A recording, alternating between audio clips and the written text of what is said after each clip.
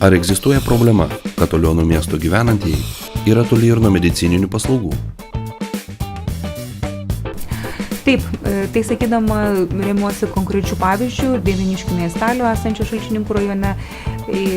Gyventojai kreipėsi į mane po to, kada 2 metus jų ambulatorijoje nebuvo šeimos gydytojo.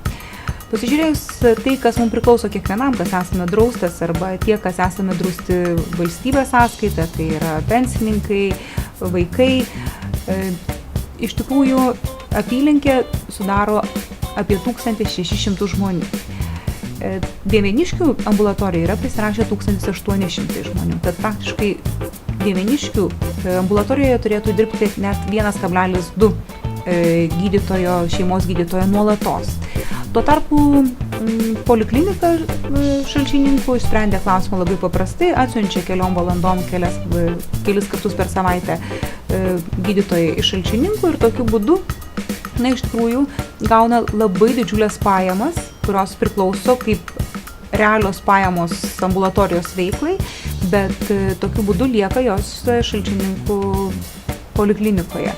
Ir tai tikrai yra labai didžiuliai pinigai ir manau, kad tai yra labai neatsakinga ir neteisinga žmonių, ypatingai įvertinant tai, kad didžioji dalis Dieveniškių gyventojų yra pensinio amžiaus ir jiems važinėti į Šalčininkus yra iš tikrųjų labai toli.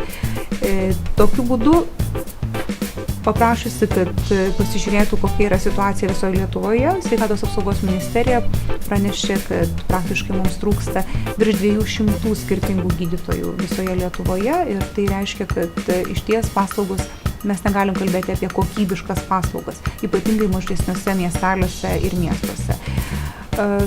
Kadangi aprašiau šią situaciją, tikrai nepateisina situacija Dieveniškių miestelyje Sveikatos apsaugos ministerijai, jie atrašė man, kad nemato jokios problemos. Todėl kreipiausi į Seimo kontrolierių, kuris atlikęs tyrimą įpareigojo ministeriją kaip įmanoma greičiau įdarbinti šeimos gydytoją ir aš labai tikiuosi, kad tas gydytojas jau šiuo metu dirba Dieveniškėse.